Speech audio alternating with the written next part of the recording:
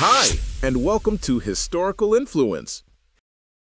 The story of Socrates is deeply rooted in the tumultuous political and social landscape of ancient Athens.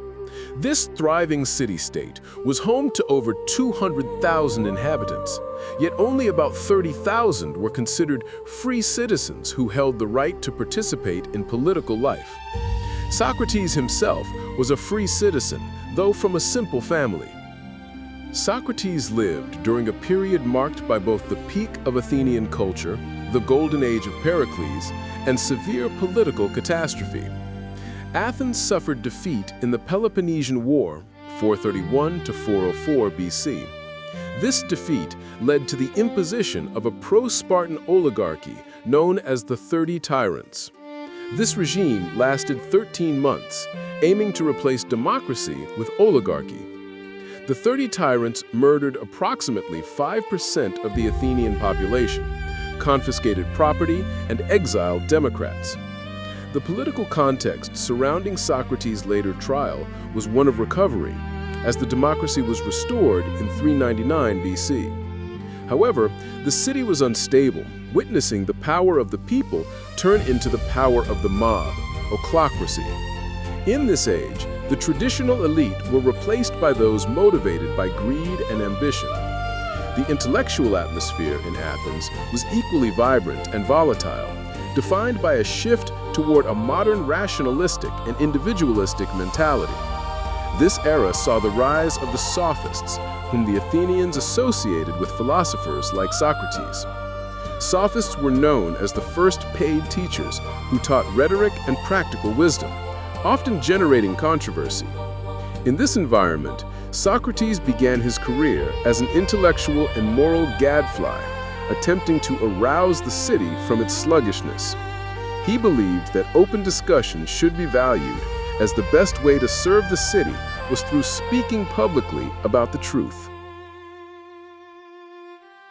Despite leaving no written works, our knowledge of him comes primarily through the surviving accounts of his students, Plato and Xenophon. His philosophical mission began after his friend, Chaerephon, visited the Delphic oracle. The oracle proclaimed that no one was wiser than Socrates. Perplexed, Socrates interpreted this high praise by engaging in public dialogue, the Socratic method. He sought out people reputed to be wise, politicians, poets, artisans, and subjected their beliefs to rigorous cross-examination, a technique known as ilunkus. He discovered that while these individuals believed themselves wise, they often possessed limited knowledge. Socrates concluded that the god meant that the wisest among men is he who, like Socrates, knows that his wisdom is in truth worth nothing. This led to his famous declaration, "I know that I know nothing." Socrates shifted the focus of philosophy from cosmology, the nature of the physical universe, to the fundamental problems of human ethics and the soul. He believed the deepest essence of a person was the soul, psyche, which he defined as the rational, conscious, intellectual, and moral personality. His core ethical principle was that good is truth, wisdom. He asserted that a proper human life consisted of tending to one's soul, moral improvement, and the pursuit of eternal truth. He defined morality as conscious, autonomous behavior, free from social coercion. Socrates identified key virtues, including moderation, courage, and justice.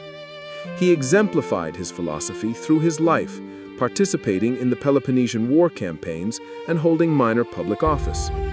His method involved two stages: Socratic irony, where he feigned ignorance to lure the interlocutor into revealing their unexamined beliefs, and maieutic, midwifery, the art of helping the truth to be born from the mind of the student through guided questions.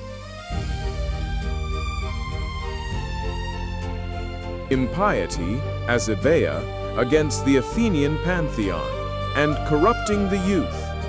The impiety charge stemmed from two specific actions: failing to acknowledge the gods that the city acknowledges, and introducing new deities. Socrates often referred to his personal spiritual sign or inner voice, his daimonion, which only warned him against specific actions, never urging him to act.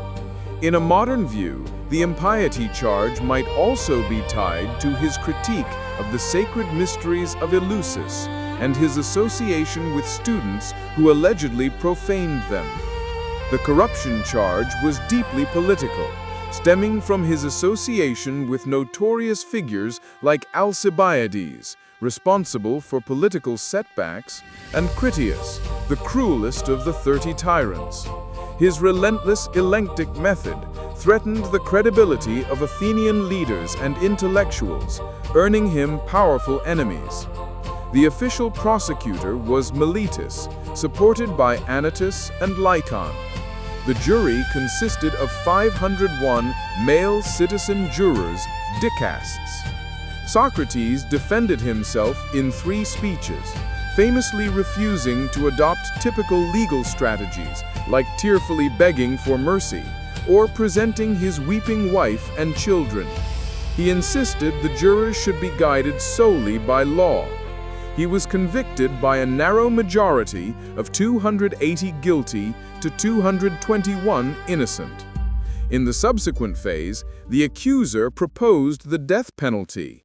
When asked to propose an alternative punishment, Socrates, demonstrating his contempt for the proceedings and asserting his innocence, joked that he deserved the highest honor in Athens, a lifelong free meal at the Prytaneum, the city's sacred hearth. He eventually offered to pay a small fine, which Plato and other friends guaranteed. This defiant behavior likely infuriated the jury, and the final vote for the death penalty passed by a greater majority than the initial conviction.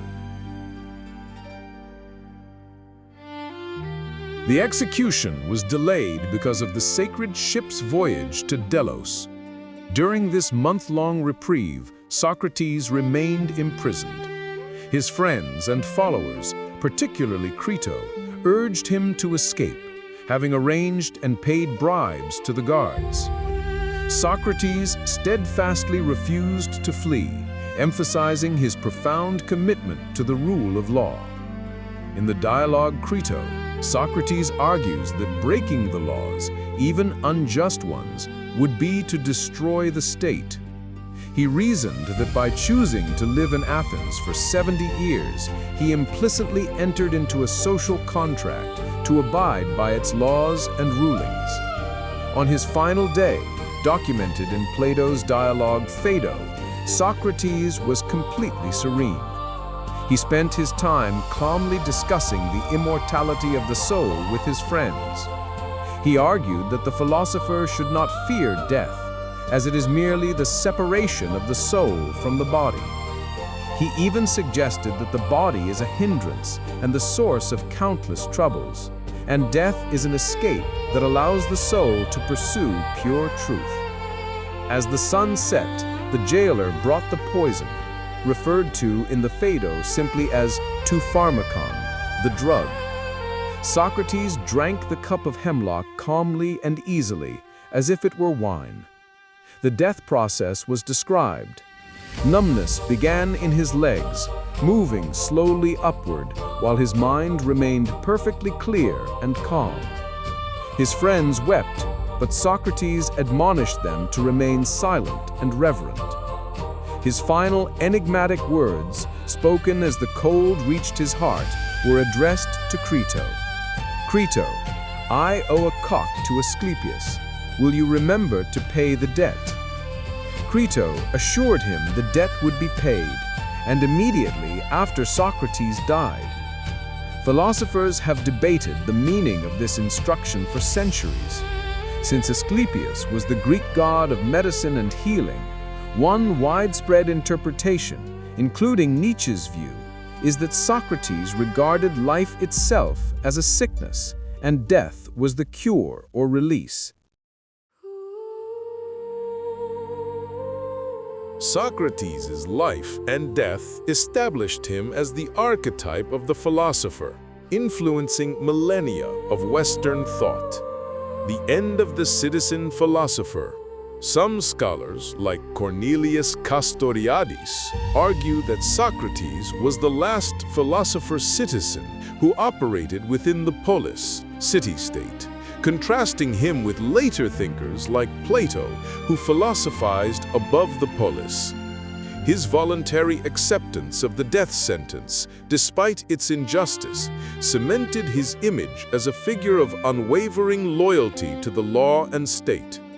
This act of civic obedience defined a crucial boundary in the understanding of citizenship, philosophical method, and ethics. His most enduring contribution is the Socratic method, elenchus. This systematic, dialectical approach of inquiry and questioning, which seeks the truth by exposing contradictions in fundamental beliefs, is considered the most outstanding achievement of the antiquity and influenced all subsequent philosophy. His pivot toward human ethics, prioritizing the care of the soul, was a fundamental shift in philosophical interest. The idealized martyr. Socrates became an inspirational martyr. His dramatic end inspired numerous artists, most famously Jacques-Louis David's painting The Death of Socrates. Ancient critics, like Marabar Serapion in 73 AD, condemned his execution as unjust and oppressive. Early Christian thinkers, such as Justin Martyr, 2nd century AD, found parallels between Socrates' ethical teachings and the moral foundation of Christianity, noting his focus on moral purity, humility, and the struggle against passions. Crucially, Socrates holds the distinction of being the first philosopher in history executed by a legal judgment. This fact, rather than merely his theoretical contributions, is often credited with ensuring his subsequent renown. Enduring questions. The conflicting interpretations of his trial and death. Was he a democratic loyalist or a man seeking release from a sick life? Did he want to justify his opposition to democracy? These debates ensure that Socrates remains a highly relevant figure, embodying the tragic conflict between the subjective freedom of the individual and the objective order of the state.